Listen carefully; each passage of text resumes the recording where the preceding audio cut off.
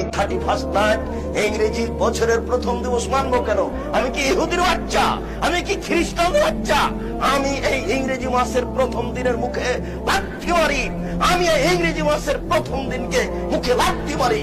তুমি কার পুরুষ? তুমি কার পুরুষের বাচ্চা?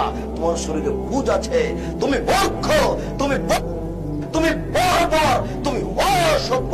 30 ডিসেম্বর রাত 12টা 1 মিনিটের সময় বাংলাদেশের শহর সমূহে বাজি পোড়ানো শুরু হয়। কথা ঠিক কিনা? আমি জিজ্ঞেস করতে চাই, এটা কি খ্রিস্টানের দেশ? জোরে বলেন, এটা কি খ্রিস্টানের দেশ?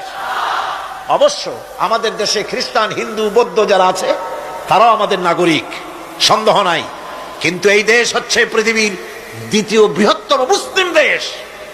খ্রিস্টানেরা নববর্ষ উদযাপনের জন্য যদি তুমি 31 ডিসেম্বর রাতে কোনো উদযাপনে মুক্ত হও, কোনো ব্যান্ডের প্রোগ্রামে যাও, কোনো আতশবাজিতে যাও, কোনো গান গাইতে যাও, কোনো জায়গায় নাচতে যাও, কোনো এনি কাইন্ড অফ সেলিব্রেশন যদি তুমি করো, প্রমাণ হবে তুমি ইহুদি নাসারার বন্ধু হয়ে গেছো। 31 ডিসেম্বরের এই রাতে নাচবে, গাইবে, ফুর্তি করবে, অসভ্যতা করবে, উলঙ্গপনা করবে, মদের আর জুয়ার আড্ডার মধ্যে জড়ায়া পড়বে।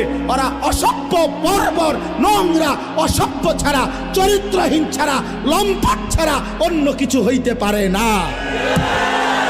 ওরা ইমানদার হইতে পারে না, ওরা মুসলমানের বাচ্চা হইতে পারে না। মুসলমান তো তাকে বলে যে আল্লাহকে মানে, ইমানদার তো তাকে বলে যে আল্লাহকে মানে।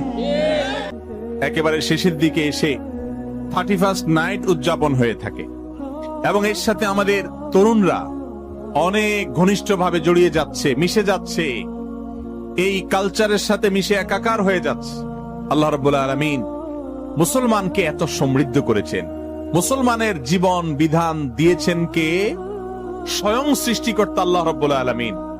এই জন্য মুসলমানের জীবন যাপনের যে পদ্ধতি, সিস্টেম, যে নির্দেশ নিষেধ আল্লাহ এবং তার রাসূল দিয়েছেন, এর চাইতে উত্তম কোন মেথড, পদ্ধতি পৃথিবীতে হতে পারে না।